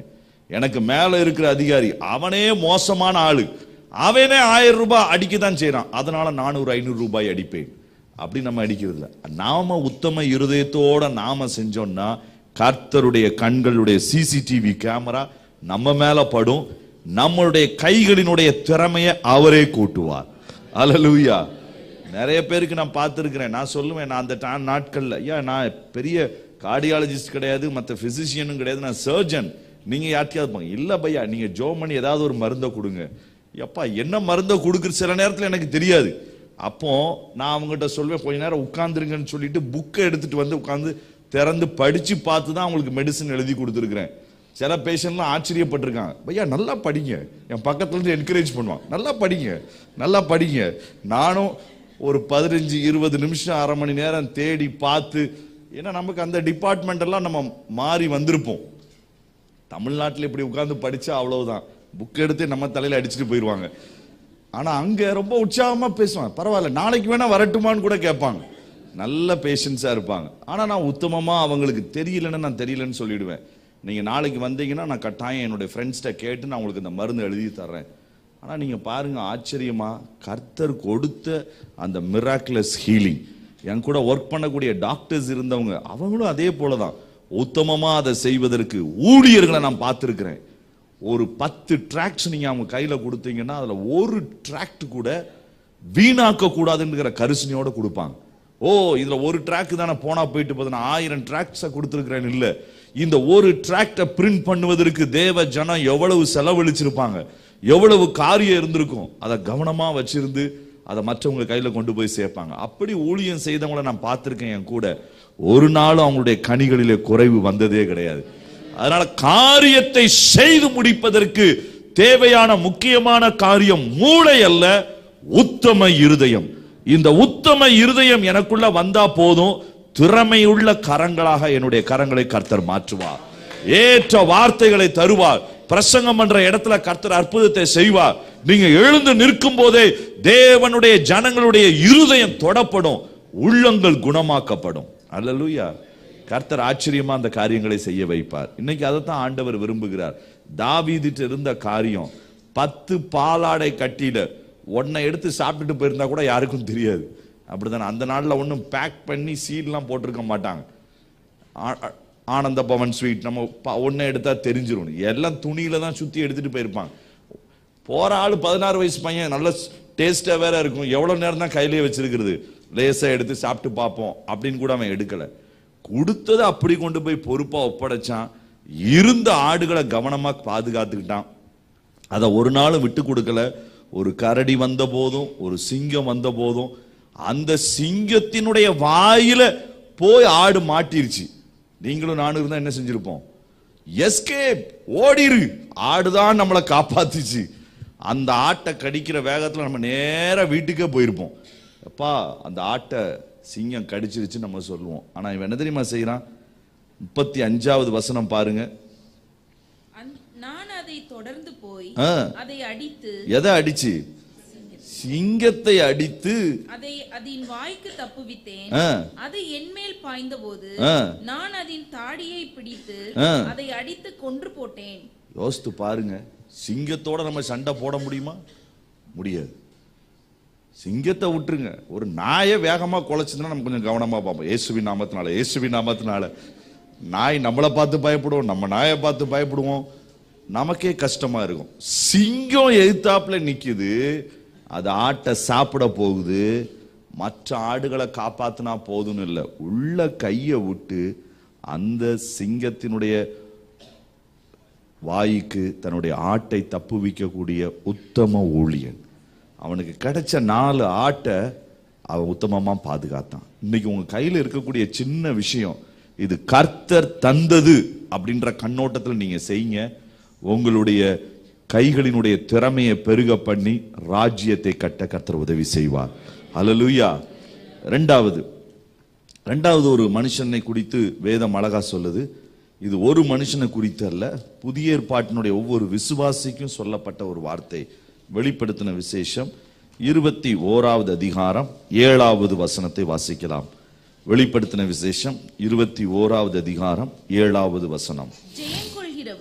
ஜெயம் கொள்ளுகிறவன் எல்லாவற்றையும் சுதந்தரித்துக் கொள்வான். எல்லாவற்றையும் சகலவற்றையும் அவன் சுதந்தரித்துக் கொள்ளுவான். நான் அவன் தேவனாய் இருப்பேன், அவன் என் குமாரனாய் இருப்பான். இங்க ஆண்டவர் சகலவற்றையும் செய்து முடிக்கிறவன் அல்லது சகலவற்றையும் சுதந்தரித்துக் கொள்ளுகிறவன். நிறைய நேரம் நம்ம வாக்குத்தத்தங்கள் இருக்கும், தேவ திட்டங்கள் நம்முடைய வாழ்க்கையில இருக்கும், ஆனால் அவைகளை சுதந்தரிக்கிற பலன் நமக்கு இருக்காது. ஏன் எனக்கு வாக்குத்தத்தங்கள் நிறைவேறுவதில்லை, ஏன் எனக்கு இந்த திட்டங்கள் நிறைவேறுவதில்லை நம்ம யோசிப்போம். ஆனால் ஆண்டவர் எதிர்பார்க்கக்கூடிய முக்கியமான ஒரு காரியம், ஜெயம் கொள்ளுகிறவனா நம்ம வாழணும். அல்லேலூயா. புதிய ஏற்பாட்டினுடைய முடிவே அதுதான். ஆண்டவருடைய பிள்ளைங்க ஜெயம் உள்ளவர்களாய் எழும்புறது தான் ஆண்டவர் விரும்புகிறார். உங்களை எதிர்த்து வரக்கூடிய பாவ சூழ்நிலைகள், உங்களை எதிர்த்து வரக்கூடிய தேவன் அற்ற கிரியைகள், உங்களை எதிர்த்து வரக்கூடிய உலக சம்பந்தப்பட்ட காரியங்களிலே விழத்தள்ள முயற்சி செய்கிற ஒவ்வொரு காரியங்கள்லையும் நீங்க ஜெயம் எடுப்பதற்கு மாத்திரம் கவனமா இருந்தீங்கன்னா போதும், எல்லாவற்றையும் சுதந்தரிப்பீங்க. Hallelujah. It's a compulsory, it's a must. இதுல எந்த விதமான ஒரு சந்தேகமுமே இல்லை. தேவன் முழு பூமியை சுதந்தரித்துக் கொள்வதற்கு கொடுக்கிற 2 வாக்குத்தத்தங்கள்ல ஒன்று, ஜெயம் கொள்ளுகிறவன் எல்லாவற்றையும் சுதந்தரித்துக் கொள்ளுவான். இன்னொன்று, சாந்த குணமாய் கர்த்தருக்கு காத்திருக்கிறவன் பூமியை சுதந்தரித்துக் கொள்ளுவான். சங்கீதம் 37ல குறைஞ்சது 5 முறை அந்த வார்த்தை வருகிறது. பூமியை சுதந்தரித்துக் கொள்ளுவான், முழு காரியத்தையும் சுதந்தரித்துக் கொள்ளுவான், எல்லாவற்றையும் பெற்றுக் கொள்ளுவான். எப்படி? ஏனென்றால் ரெண்டு விஷயம். முதல் காரியம் ஜெயம். இந்த ஜெயம் எடுக்கிற இந்த காரியம் நிறைய நேரங்கள்ல இந்த ஜெயம் எங்க தெரியுமா வரும்? ஆண்டவரையும் நமக்கும் இடையில ஒரு சின்ன கேப்பை உண்டாக்குறது தான் சத்துருவினுடைய மிகப்பெரிய ஒரு காரியம். ஆண்டவருக்கும் நமக்கும் இடையில ஒரு திரையை உண்டாக்குவது தான். கிறிஸ்துவின் அன்பிலிருந்து நம்மளை கொஞ்சம் பிரிக்கணும், அவ்வளவுதான். இதை மட்டும் செய்யறதுக்கு தான் சத்துரு நிறைய ட்ரை பண்ணுவான். இயேசுவுக்கு கொண்டு வந்த அதே 3 சோதனைகளை தான் நமக்கும் கொண்டு வருவான். என்ன சோதனைகள்? நம்முடைய விருப்பங்களை நிறைவேற்றுகிற சோதனைகள். இரண்டாவது, நமக்கு உயர்வையும் புகழ்ச்சியும் மிக அதிகமாய் நமக்கு காண்பித்து இதெல்லாம் நான் உனக்கு தருவேன் அப்படின்ற சோதனைகள். மூணாவது, கர்த்தரை ஆராதிப்பதை விட்டுட்டு எனக்கு தேவையானவைகளை ஆராதிப்பதற்கு என்னை கொண்டு போவான். இந்த 3 சோதனைகளை எல்லாருக்கும் அவன் கொண்டு வர ட்ரை பண்ணுவான். ஆனா ஆண்டவருடைய பிள்ளைகளுக்கு கர்த்தர் கொடுத்திருக்கிற பெரிய காரியம், இயேசுவின் மேல உள்ள அன்பினால முற்றிலும் ஜெயம் கொள்ளுகிறவர்களாய் நாம வாழ முடியும். ஆனா அதைத்தான் சபைக்கு 7 சபைக்கும் அதைத்தான் அவர் எழுதுறாரு. ஜெயம் கொள்ளுகிறவன் எவனோ, ஜெயம் கொள்ளுகிறவன் எவனோ. யார் ஜெயம் கொள்ளுவா? அந்த ஜெயத்திற்கு தேவையான 2 காரியம். எப்படி தாவீதின் லைஃப்ல 2 விஷயம் இருந்ததோ, ஜெயம் கொள்றதுக்கு நமக்கு ரொம்ப நல்லா தெரிஞ்ச வசனம். இந்த உலகத்திலேயே நம்ம ஜெயம் பெறதுக்கு நமக்கு உதவி செய்யக்கூடியது மிக முக்கியமானது என்னது? நம்பர் 1 யோவான்ல நமக்கு நல்லா தெரிஞ்ச வசனம். உலகத்தை ஜெயிக்கிற ஜெயம் எது? 4வது வசனம், 5வது அதிகாரம். தேவனால் பிறப்பதெல்லாம் உலகத்தை ஜெயிக்கும். 1 யோவான் 5:4. தேவனால் பிறப்பது எல்லாம் உலகத்தை ஜெயிக்கும். நம்முடைய விசுவாசமே உலகத்தை ஜெயிக்கிற ஜெயம். முதல் காரியம் விசுவாசம். இதுக்கு வரக்கூடிய போராட்டம் இருக்குதே ரொம்ப அதிகம். எப்படி விசுவாசத்துக்கு போராட்டம் வரும்? உங்க தேவை உங்களை நெருக்கிக்கிட்டு இருக்கும். உங்களுக்கு உதவி செய்கிறதற்கு தேவன் அனுமதிக்காத இன்னொரு வழி இருக்கும். அதுல ஈஸியா வாசல் திறக்கும். அப்போ அந்த வாசல்ல நம்ம போயிடலாமா அப்படின்னு ஒரு வேகமான ஒரு உந்துதல் நமக்குள்ள இருக்கும். ஆனா இல்ல, தேவன் தான் எனக்கு உதவி செய்வார் அப்படின்னு தைரியமா நம்ம நிற்கும் போது கர்த்தர் நம்முடைய விசுவாசத்தை கனப்படுத்துகிறார். அல்லேலூயா. விசுவாசத்தினுடைய கதவுகளை நம்ம எப்போதும் திறந்து வச்சிருக்கிறதுக்கு கர்த்தர் தான் நமக்கு உதவி செய்யணும். அதுக்கு ரொம்ப உதவுகிற ஒரு காரியம் என்னன்னா வேத வசனம். அல்லேலூயா. கேள்வியினாலே விசுவாசம் வரும். வசனத்தை கேட்க கேட்க, வாசிக்க வாசிக்க உங்க ஃபெய்த் உங்களுக்குள்ள கூடும். தேவ மனிதர்களுடைய சாட்சியை வாசிக்க வாசிக்க உங்களுக்குள்ள ஒரு ஃபெய்த் கூடும். ஆண்டவருடைய பிள்ளைகளுக்கு நடந்த அற்புதங்களை நீங்க ஏன் சபையில சாட்சி சொல்றாங்க? சில பேர் சாட்சி சொல்லும் போது என்னத்த சாட்சி அப்படின்னு, மற்றவங்க சொல்ற சாட்சியை நீங்க கவனமா கேட்டீங்கன்னா நமக்குள்ள விசுவாசம் பெருகும். ஓ, கர்த்தர் அந்த சிஸ்டருக்கு செஞ்சிருக்கிறாரு, அந்த பிரதருக்கு செஞ்சிருக்கிறாரு. நீங்க உங்களுக்கு நடந்த சாட்சியை சபையின் நடுவில் வந்து சொல்லும் போது அது மற்றவர்களையும் உற்சாகப்படுத்தும். அப்போ இந்த கேட்கிற வசனத்துல, சாட்சியில நம்முடைய விசுவாசத்தை கர்த்தர் பலப்படுத்துகிறார். இந்த ஃபெய்த் அடிக்கடி நமக்குள்ள என்ன ஆகும்னா சோர்ந்து போகும். அதனாலதான் ஆண்டவர் விசுவாசத்தை துவக்குகிறவரும் ரெண்டையுமே அவரே கையில வச்சிருக்கிறார். ஃபுல் கான்ட்ராக்ட், வேற யாருக்கும் கொடுக்கல. ஏன்னா அந்த விசுவாசத்தை துவக்கிறது மட்டுமல்ல, இடையில அப்பப்ப இது மேல கீழே மேல கீழே. சில நேரம் ஆண்டவரை நம்பவே முடியாது. ஆண்டவர் எப்படிங்க உதவி செய்ய முடியும்? கூட இருக்கிற ஷேக்கு தான் உதவி செய்ய முடியும். இதுல எனக்கு இவர் தான் உதவி செய்ய முடியும். இதுல ஆண்டவர் எனக்கு எப்படி கிருபை செய்ய முடியும்? எனக்கு ஆண்டவர் எப்படி செய்ய முடியும்? அதை காட்டி எனக்கு பக்கத்துல இருக்கிற நண்பர் ரெடியா இருக்கிறாரு, அது போல நமக்கு தோணும். ஆனா இல்ல, ஆபிரகாம போல ஒரு பாதரட்சையின் வார கூட நான் வாங்கணும்னா உன்னதமான தேவனை நோக்கி கைகளை உயர்த்துவேன் அப்படின்னு சொல்லி நம்ம பழகிட்டோம்னா நம்ம வாழ்க்கையினுடைய ஃபினான்ஸ்ல, நம்ம வாழ்க்கையினுடைய ஹெல்த்ல, நம்முடைய வாழ்க்கையினுடைய எல்லா காரியங்கள்லையும் கர்த்தர் பூரணமாய் உதவி செய்வதை நாம் காண முடியும். அல்லேலூயா. ஆண்டவருடைய கிருபையினால 21 வருஷங்கள் நான் மிஷனரியா வாழ்வதற்கு ஆண்டவர் உதவி செஞ்சிருக்கிறார். அது இந்த சமீப நாட்கள்ல ஒவ்வொரு நாளும் ஆண்டவரை மாத்திரம் நம்பி போகக்கூடிய ஒரு வாழ்க்கை. ஆனா எனக்கு ரொம்ப பிடிச்சிருந்தது. ஏன் தெரியுமா? 20 வருஷத்திற்கு அப்புறம் மறுபடியும் பூரணமான பயனியரிங் ஒர்க்ல இறங்கணும், மறுபடியும் ஜீரோல இருந்து ஸ்டார்ட் பண்ணணும். அது எனக்கு ரொம்ப உற்சாகத்தை தந்தது. ஏனென்றால் ஆண்டவர் கூட இருந்தா எந்த ஜீரோல இருந்து வேணாலும் நம்ம ஸ்டார்ட் பண்ண முடியும். கர்த்தர் நம்ம கூட இருந்து அவர் நமக்கு உதவி செய்வார். அல்லேலூயா. பெரிய ஆச்சரியமான காரியங்கள். இதுவரைக்கும் ஒருவேளை மற்ற தேவ பிள்ளைகள் கொடுத்த பணத்துல தான் நாங்க ஆலயங்களை கட்டணும், ஆலயத்துக்கு தேவையான இடங்களை வாங்கணும், ஆலயத்தை கட்ட உதவி செஞ்சாங்க. ஆனா இந்த ஊழியத்தை ஆரம்பிச்சதுக்கு அப்புறம் இது வரைக்கும் கர்த்தருடைய கிருபையினால எல்லா இடத்தையும் ஜனங்களே வந்து டொனேட் பண்ணாங்க ஃப்ரீயா. பையா உங்களுக்கு எடுத்துக்கோங்க, எவ்வளவு இடம் வேணாலும் நீங்க எடுத்துக்கோங்க, எத்தனை காரியங்கள் வேணாலும் எடுத்துக்கோங்க. 5 இடங்கள்ல கேட்டோம், 5 இடமே நாங்க எந்த காசும் அதுக்கு செலவழிக்க வேண்டிய அவசியமே வரல. அல்லேலூயா.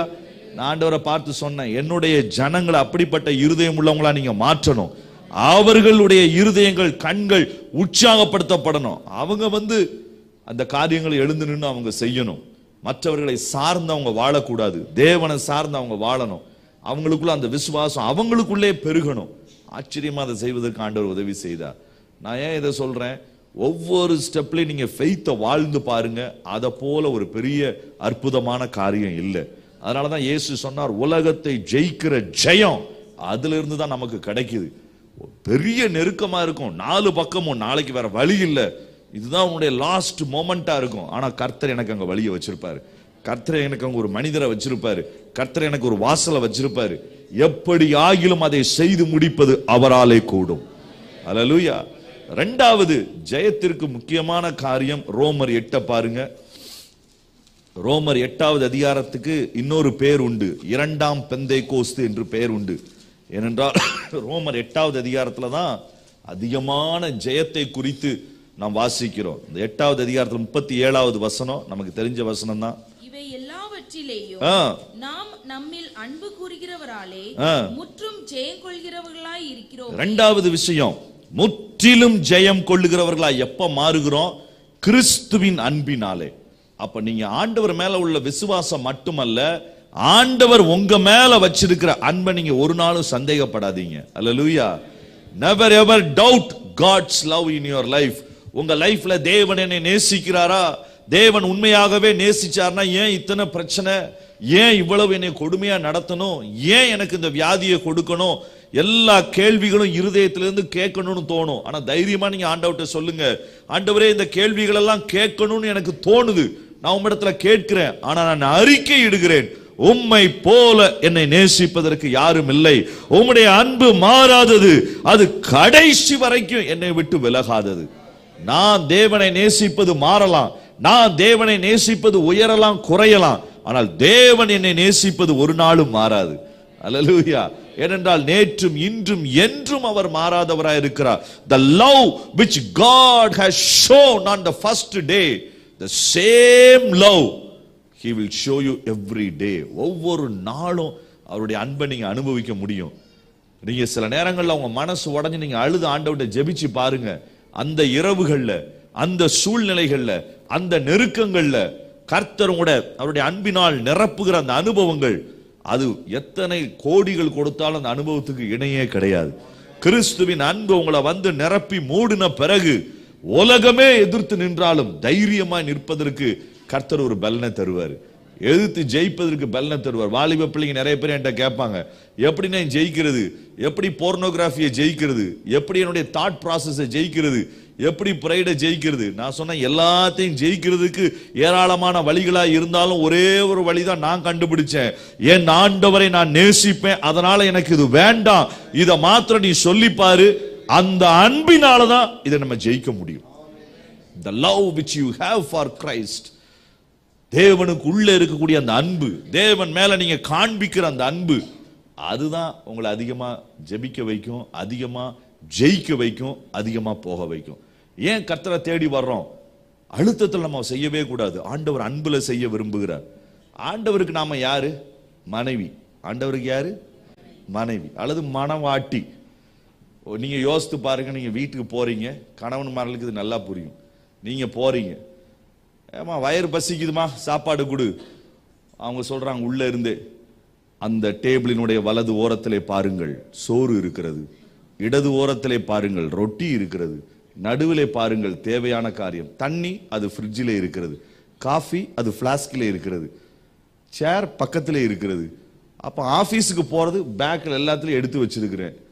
இப்படியே டெய்லி காலையில சாயந்தரம் நைட்டு அவங்க உங்ககிட்ட வரவே இல்லை, உங்ககிட்ட அன்பா பேசல, ஆனா உங்களுக்கு தேவையான எல்லா டிஷ்ஷையும் செஞ்சு வச்சிடுறாங்க, உங்களுக்கு தேவையான துணியெல்லாம் துவைச்சு வச்சிடுறாங்க, எப்படி இருக்கும் அப்படின்னு நான் கேட்டேன். ஒரு ஃபேமிலி மீட்டிங்ல சில பேர் சொன்னாங்க, அண்ணா அப்படி இருந்தா கூட நல்லா தான் இருக்கும். அப்படிதானே நடக்க மாட்டேங்குது. நம்மளை போட்டு டெய்லி பேசி நம்மளை ஒரு ஆரஞ்சு ஜூஸ் மாதிரி புளிஞ்சி ஊர்ல நடக்கிறது உங்களுக்கு தெரியலையா? உங்களுக்கு எத்தனை தடவை சொல்றது? உங்களுக்கு தலையில புத்தி ஏற மாட்டேங்குது, உங்களுக்கு இது செய்ய மாட்டேங்குன்னு நம்மளை போட்டு ஊறுகா போட்டு செஞ்சிடறாங்களேன்னு. ஆனா அப்படிப்பட்ட மனைவி இல்லை. மனைவி ரோபோ மாதிரி இருந்தா எப்படி இருக்கும்?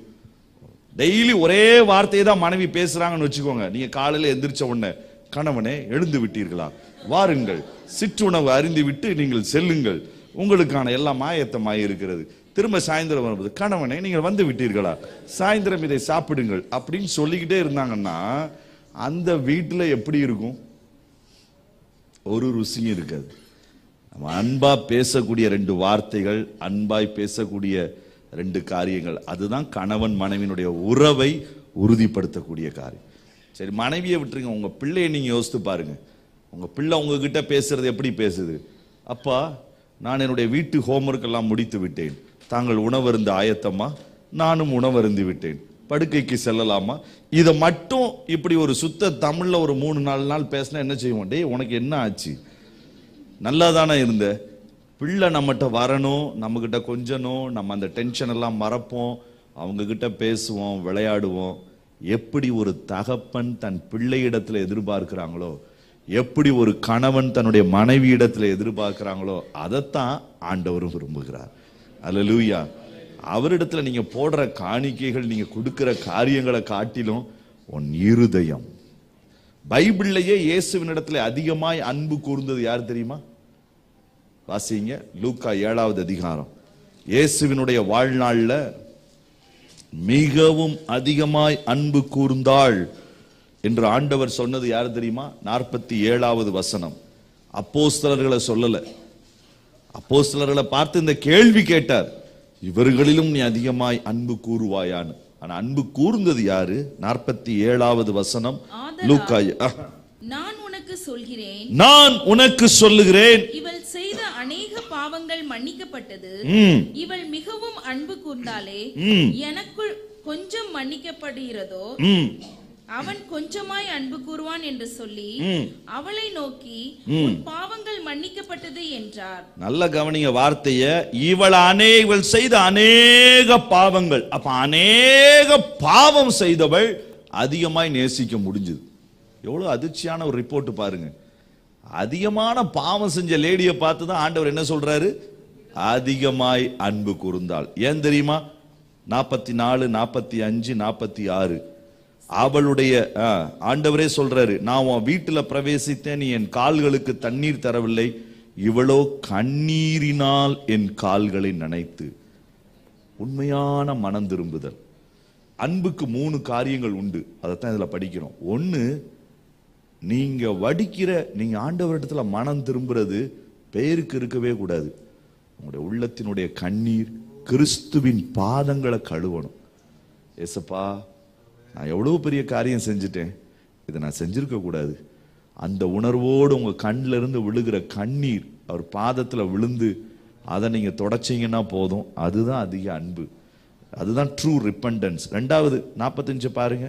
நீ என்னை முத்தம் செய்யவில்லை, நான் உட்பிரவேசித்தது முதல் என் பாதங்களை ஓயாமல் முத்தம் செய்த. இதுதான் ட்ரூ வர்ஷிப். யாரும் சொல்ல வேண்டிய அவசியம் இல்லை.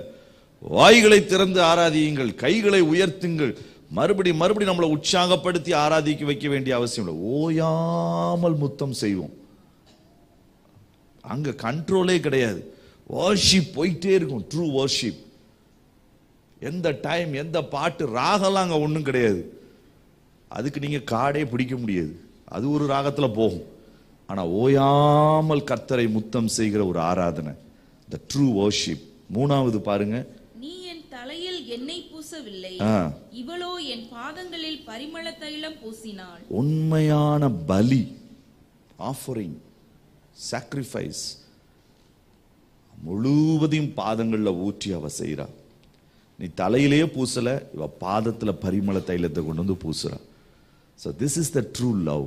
ஆண்டவர் எதிர்பார்க்கிற காரியம், அவரை நேசிக்கிறதுக்கு நாம செய்யக்கூடிய பெரிய காரியங்களை காட்டிலையும் உள்ளம் உடைந்து அவரிடத்துல திரும்புகிறத அவர் எதிர்பார்க்கிறார். அவருடைய பாதங்களை நம்ம நனைக்கணும்னு எதிர்பார்க்கிறார். ரெண்டாவது விஷயம், அவருடைய பாதங்களை ஓயாமல் முத்தம் செய்யணும்னு ஆண்டவர் விரும்புறாரு. கண்ட்ரோல்டு வொர்ஷிப்பே கிடையாது. நீங்க அங்க இங்க ஓடும்போது எங்க இருந்தாலும் ஆண்டவரை துதிச்சுக்கிட்டே இருக்க முடியும். அல்லேலூயா. ஃபாதர் ஒரு முறை வந்திருந்தாங்க பீகாருக்கு. Pastor Joseph Balachandran uncle, father, இந்த டீம்லாம் வந்திருந்தாங்க. நான் ஃபாதரோட 3 நாள் இருந்திருந்தேன். அந்த 3 நாள் ஃபாதரை பார்த்தா ரொம்ப ஆச்சரியமா இருக்கும். ஷார்ட்ஸ் இதான் போட்டிருப்பாரு. காலையிலேயே ஜாக்கிங் மாதிரி வருவாரு. ஹல்லேலூயா ஹல்லேலூயா, எல்லா ரூமுக்கு வருவாரு. வந்துட்டு சங்கீதம் 118 எடுப்பா அப்படின்னு வாசித்துக்கிட்டே இருப்பாரு. அப்புறம் ஒரு 2 மணி நேரம், ஒரு 2-3 நிமிஷம் அந்நிய பாஷையில பேசுவாரு. ஒரு 2 குத்து கொடுப்பாரு. என்னப்பா ஷோ, காலையிலே எந்திரிச்சிட்டியா, வா வா ஓடுவோம். அங்க போகும்போது ஹல்லேலூயா ஹல்லேலூயா. சுத்தி சுத்தி எந்த நேரம் இருந்தாலும் அவரை நீங்க தூங்குற டைமை தவிர அவருடைய வாயிலிருந்து வர்ற வார்த்தையில் நீங்க பாத்தீங்கன்னா நிறைய நேரம் எப்படித்தான் இருக்கும்? ஸ்தோத்திரம். கர்த்தரை துதிச்சுக்கிட்டே இருக்கணும். சந்தோஷமா சுத்திட்டே இருப்பார். ஃபாதர், எப்படி ஃபாதர் இப்படி துதிக்கிறீங்க? ஆடா நீ போப்பா, நான் ஒரு வழுக்கு மண்டை, என்னையே போய் இப்படி கேட்குறியே அப்படி. அவர் அதையும் யோசிக்க மாட்டேன். எனக்கு ரொம்ப ஆச்சரியமா இருக்கும். அவ்வளவு தாழ்மையான ஒரு மனுஷன், எதை பத்தியும் யோசிக்க மாட்டாரு. அன்னைக்கு நாங்கள் உட்கார்ந்து எழுதிட்டு இருக்கும்போது சங்கீதம் 118 எல்லாரும் சேர்ந்து தியானிப்போம்ப்பா. ஒரு 2-3 மணி நேரம் தியானிச்சு அதுல இருந்து ஒரு பாடல் எழுதினார். இந்த பாட்டை நான் இன்னைக்கு கம்போஸ் பண்ண போறேன். அப்படியே எல்லாம் அவருடைய அந்த ஈவினிங் மீட்டிங்ல அன்னைக்கு மொஹனியான்ற இடத்துல நடந்தது, பீகார்ல. எனக்கு இன்னும் ஞாபகம் இருக்குது. 2 லைன் தான் அவர் ஹிந்தியில எழுதி கொண்டு வந்தார். இயேசு ராஜா வந்திருக்கிறார், எல்லோரும் கொண்டாடுவோம். அந்த 2 லைன் தான். இயேசு ராஜா ஆயே சப் மில்கர் தாலி பஜாயிங்க. இந்த 2 தான் அவருக்கு வாயில வந்தது. அப்பா ஹிந்தி வாயிலே நுழைய மாட்டேங்கப்பான்னு சொல்லி இந்த 2 லைனை தான் அவர் பாடுறாரு. பாடிக்கிட்டே இருக்கும்போது பேப்பர் காத்துல பறந்துருச்சு. இப்ப என்ன சொல்றேன்னு தெரியல. அங்க பெல்லுன்னு ஒரு அண்ணன் இருந்தாங்க. உடனே அவர் சொல்றாரு இழுத்துக்கிட்டு, ஹல்லேலூயா பெல்லு, எப்படியாவது பாட்டை பாடுப்பா அப்படின்னு அதையும் சேர்த்து அதுல சொல்றாரு. ஆனா என்ன நடந்தது தெரியுமா? அந்த ஆராதனை நடந்துகிட்டு இருக்கும் போதே அங்க இருந்து ஒரு பையன் ஓடி வந்தான். ஒரு 8 வயசு பையன். நான் தான் ஸ்டேஜ்ல நின்றுட்டு இருந்தேன். வேகமா ஓடி வந்தான். அவங்க அம்மா ஓடி வர்றாங்க. எனக்கு காது கேக்குது, எனக்கு காது கேக்குது, காது கேக்குதுன்னு. அவனை தூக்கி ஸ்டேஜ்ல விட்டு அவங்க அம்மா சொல்றாங்க, நான் மார்க்கெட்டுக்கு வந்தேன், சாயந்தர நேரம் இவனுக்கு மீன் வேணும்னு கேட்டான். அங்க ஆத்துல பிடிச்சு போட்டு ரோட்ல வச்சிருப்பாங்க. அந்த மீனை வாங்குறதுக்கு வந்தேன். ஏதோ ஒரு சத்தம், பாட்டு சத்தம் கேட்டுச்சு. இது என்ன சாமியார் வந்திருக்கிறாருன்னு சொன்னாங்க, பாபா வந்திருக்கிறாருன்னு சொன்னாங்க. இந்த மைதானத்துக்கு உள்ளதான் நான் கால் வச்சேன். என் பையனுக்கு காது கேட்டுருச்சு. எப்ப இருந்துமா காது கேட்டுச்சு? பிறவியிலிருந்து செவிடன் அவன். அவனுக்கு காதே கேட்டதில்லை, அவன் வாய் பேசினதில்லை. அவன் கேட்கிறான், ஏதோ எனக்கு கேக்குது கேக்குது கேக்குதுன்னு கத்துறான். அவ்வளவுதான். அவ்வளவு பெரிய ஒரு சந்தோஷம். ஆனா பாட்டு 2 வரி. ஃபாதருடைய ஹிந்தி அது வேற ஒரு லெவலான ஒரு ஹிந்தி. அந்த 2 வரியை தான் அவர் பாடினார். ஆனா உள்ளத்தின் ஆழத்தில் இருந்து. அல்லேலூயா. ஓயாமல் முத்தம் செய்கிற ஒரு வாழ்க்கை, கிறிஸ்துவை தரித்து கொள்ளுகிற வாழ்க்கை, இதுதான் உங்களை ஜெயம் உள்ளவர்களா மாற்றும். இந்த ஜெயம் இருந்தால் நீங்க சகலவற்றையும் செய்து முடிக்கிறவர்களா நீங்க மாறிடுவீங்க. அல்லேலூயா. கடைசியா ஒரே ஒரு வசனத்தை சொல்லி நான் முடிச்சிடுறேன். 3வது ஒரு மனிதன், இது நமக்கு நன்றாய் தெரிந்த மனிதன். 2 தீமோத்தேயு 4வது அதிகாரம், 2 தீமோத்தேயு 4வது அதிகாரம் 7வது வசனம். 2 தீமோத்தேயு 4வது அதிகாரம் 7வது வசனம். நல்ல போராட்டத்தை போராடினேன், ஓட்டத்தை முடித்தேன், விசுவாசத்தை காத்துக்கொண்டேன். இங்க அழகான பவுல் ஒரு கன்க்ளூஷனை சொல்றார். நான் எல்லாவற்றையும் முடிச்சிட்டேன்பா. பழைய ஏற்பாட்டில் இருக்கக்கூடிய முடிச்சனா முடிக்கலையா, வாழ்க்கையை சரியா நடத்தினா நடத்தலையா அப்படின்னு வாழக்கூடிய வாழ்க்கை அல்ல. புதிய ஏற்பாட்டில் தேவன் எனக்கென்று வைத்திருக்கிற எல்லாவற்றையும் நான் செய்து முடித்து, ஆண்டவரே நான் எல்லாவற்றையும் செய்து முடித்து விட்டேன் என்று சொல்லி நீதியின் கிரீடத்திற்கு உள்ளே மகிமைக்குள்ள நம்ம பிரவேசிக்க முடியும். அல்லேலூயா. எத்தனையோ என் கூட ஓடின மிஷனரிகளை நான் பார்த்திருக்கிறேன். கூப்பிட்டு சொல்லுவாங்க, நாளைக்கு காலையில் நான் கர்த்தருடைய மகிமைக்குள்ள பிரவேசிக்க போறேன் பிரதர், எனக்கா வந்து ஜோம் பண்ணுங்க. கோவிட் டைம்ல திருச்சியிலிருந்து ஒரு அங்கிள், அன்னைக்கு சண்டே நான் சாட்டர்டே ஃபுல்லா ஒர்க் பண்ணிட்டு காலையில 2 மணிக்கு தான் நான் வந்துடுறேன் கோவிட் வார்டுல இருந்து. சண்டே காலையில ஆராதனை ஆன்லைன்ல மட்டும்தான் உண்டு 8 மணிக்கு. அதனால காலையில எந்திரிக்கணும்னு யோசிச்சுட்டு இருக்கும் போது ஒரு 5:30 மணிக்கு போன் வந்தது. அங்கிள் உங்களை கூப்பிடுறாங்க. சரின்னு சொல்லிட்டு வேகமா போய் அந்த பிபி ட்ரெஸ் எல்லாம் போட்டுட்டு உள்ள போனா, என்ன அங்கிள்? இல்ல தம்பி, நீங்க எனக்கு ஒண்ணு செய்யணும். என்ன? எனக்கு பிடிச்ச ஒரு சங்கீதம் உண்டு, நான் அதை வாசிக்க போறேன். வாசிங்க அங்கிள். நீங்க எனக்காக ஜெபிக்கணும். எதுக்கு ஜெபிக்கணும்னு கேட்டேன். நான் தேவ தூதர்களை காலையிலே நான் பார்த்துட்டேன், அதனால நான் மகிமையில பிரவேசிக்கணும். இல்ல அங்கிள், ஒன்னும் ஆகாது, ஒன்னு நீ கவலைப்படாத தம்பி. அவர் என்கிட்ட பேசிட்டு இருக்கும் போதே நான் சேச்சுரேஷனை பார்க்கிறேன். ஆக்சிஜன் சேச்சுரேஷன் அது 70 இருந்து 80 கடையில பிளக்சுவேட் ஆயிட்டு இருக்குது. HFNC என்று சொல்லக்கூடிய அந்த இன்ஸ்ட்ருமெண்ட்டை கனெக்ட் பண்றதுக்கு நான் சிஸ்டர்ட்ட சொன்னேன். அங்கிள் சொன்னாங்க, நோ, எதையும் கனெக்ட் பண்ணாதீங்க, ஆக்சிஜன் 40 லிட்டருக்கு மேல அவங்களுக்கு தேவை இருந்தது. அங்கிள், இல்லைன்னா வென்டிலேட்டரை நான் கனெக்ட் பண்றேன். இல்ல தம்பி, எதுவும் வேண்டாம். வெளியில உங்க பையன் இருக்கிறான், ஜெய்சீலன்னு ஒரு அண்ணன், அவங்க மிஷினரியா தான் இருந்தாங்க. கூப்பிடட்டுமா? வேண்டாம், எனக்கு ஒன்னே ஒண்ணுதான் வேணும், நீங்க எனக்கு ஜெபம் பண்ணணும், நான் வேதம் வாசிப்பேன், நான் மகிமையில பிரவேசிக்கணும். எப்படின்னு அப்பதான் ஷார்ட்டா சொன்னாங்க, ஒரு 2-3 நிமிஷத்துல. அந்த இதுல இருக்கும்போது எனக்குன்னு கர்த்தர் கொடுத்த எல்லாத்தையும் நான் செஞ்சு முடிச்சிட்டேன். என் மனைவி மகிமைக்குள்ள பிரவேசிச்சாச்சு. எனக்கு இந்த நாள் மகிமையில பிரவேசிக்கிற நாள். நான் காரியங்கள் எல்லாம், அதனால எனக்கு எந்த பயமும் இல்லை. படுத்திருந்த அங்கிள் எந்திரிச்சு உட்கார்ந்தாங்க. பேக் ரெஸ்ட் கொடுத்தோம். அழகா உட்கார்ந்து பைபிள் எடுத்தாங்க, வாசிச்சாங்க. நான் வேகமா ஜெபம் பண்ணேன். 2 நிமிஷம் தான் ஜெபம் பண்ணேன். ஜெபிச்சு முடிச்சு பார்க்கிறேன், கர்த்தர் இடத்துல போயிட்டாங்க. ஒரு சின்ன சலனம் கூட கிடையாது. எப்படி இந்த தைரியம் வருகிறது? இது பவுலுக்கு மட்டுமல்ல, நமக்கும் உண்டு. அல்லேலூயா. வாழ்க்கையில எல்லா காரியங்களையும் சாதித்து செய்து முடித்து நாம இந்த காரியத்தை நம்ம நிறைவேற்ற முடியும். எப்படி முடியும்? பவுலினுடைய ஒரு வசனம், அப்போஸ்தலர் 20:24, அதை மட்டும் வாசனமா முடிக்க போறோம். எப்படி பவுல் தன்னுடைய ஊழியத்தை செய்தார் தெரியுமா? எப்படி பவுல் தன்னுடைய வாழ்க்கையை வைத்திருந்தார் தெரியுமா? 2 வசனங்கள் அதுல இருக்குது. அதுல ஒரு வசனத்தை முதல்ல வாசிக்கலாம். ஆகிலும் அவைகளில் ஒன்றையும் குறித்து நான் கவலைப்படேன், என் பிராணனையும் நான் அருமையாக எண்ணேன், என் ஓட்டத்தை நான் பூரண சந்தோஷத்தோட முடிக்கவும் தேவனுடைய கிருபையின் சுவிசேஷத்தை பிரசங்கம் பண்ணும்படிக்கு நான் கர்த்தராகிய இயேசுவினிடத்தில் பெற்ற ஊழியத்தை நிறைவேற்றவும் விரும்புகிறேன். 2 விஷயம் தான். ஆனா அவர் கரெக்டா ஒரு வசனத்தை சொல்றாரு.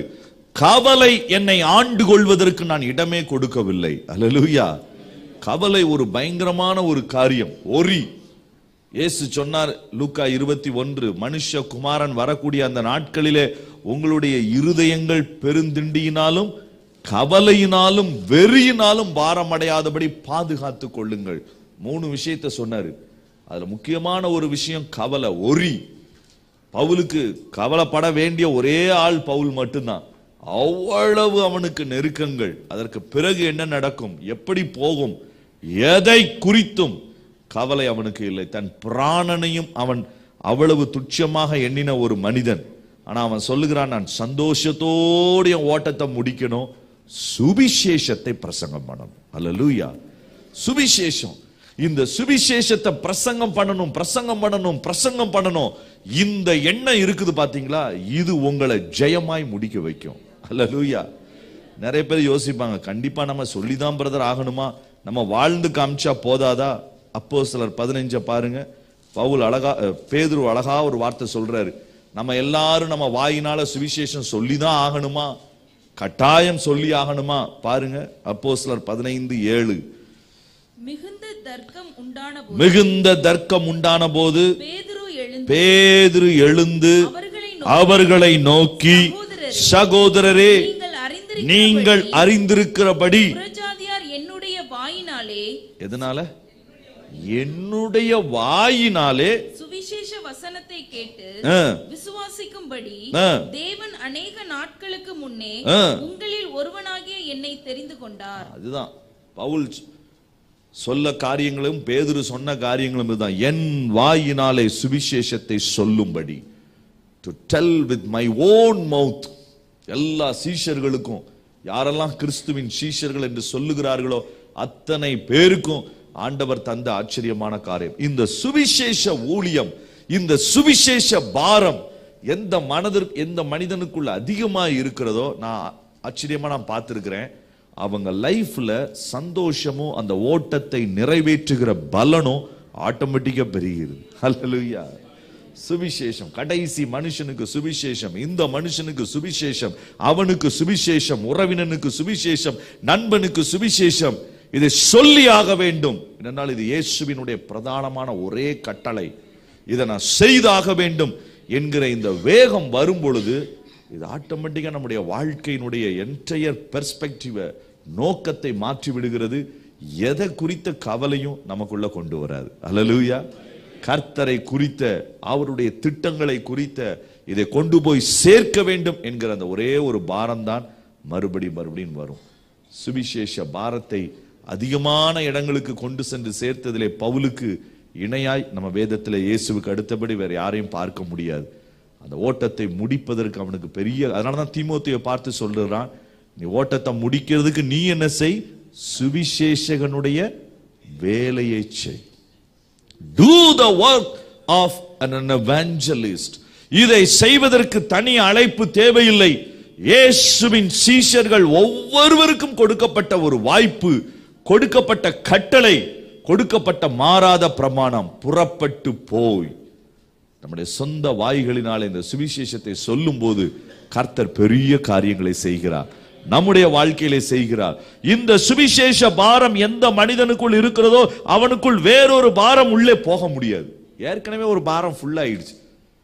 இப்ப இந்த பாத்திரம், இந்த கிளாஸ் முழுவதும் தண்ணி இருக்குது. இதை தண்ணி திரும்ப ஊத்த முடியுமா? நீங்க ஊத்துனீங்கனால எங்க தான் வரும்? வெளியே தான் வரும். இந்த கிளாஸ் முழுவதும் சுவிசேஷ பாரமா இருந்தா உலக பாரம் எனக்குள்ள வரவே வராது. உலக கவலை எனக்குள்ள வரவே வராது. ஜனங்களை குறித்த கவலை, சபைகளை குறித்த கவலை, இயேசுவின் வருகைக்கு ஆயத்தப்படுத்தணுமே என்கிற கவலை, இது மறுபடி என்னை நிரப்பி இருக்கும் பொழுது எனக்குள்ள இன்னொரு கவலைக்கு அங்க இடமே இருக்காது. அது வந்தாலும் புஷ் பண்ணி தள்ளிரும். அதனாலதான் பவுல் சொன்னான், சபைகளை குறித்த, மற்றவைகளை குறித்த கவலை என்னை அனுதினமும் நெருக்குகிறது, அது என்னை புளிகிறது. ஆனா அதனுடைய மத்தியில நான் வேற காரியத்தையும் நான் யோசிக்க முடியாது. எத்தனை ஆச்சரியமான காரியம்! சுவிசேஷ ஊழியங்களை குறித்த கரிசனை, பாரம், இது நம்மளை பூரணம், எல்லாவற்றையும் செய்து முடித்தேன் என்கிற இடத்திற்கு அழகா கொண்டு வருது. நம்ம எல்லாரும் எழுந்திருக்கலாமா? நம்ம ஜெபிக்க போகிறோம்.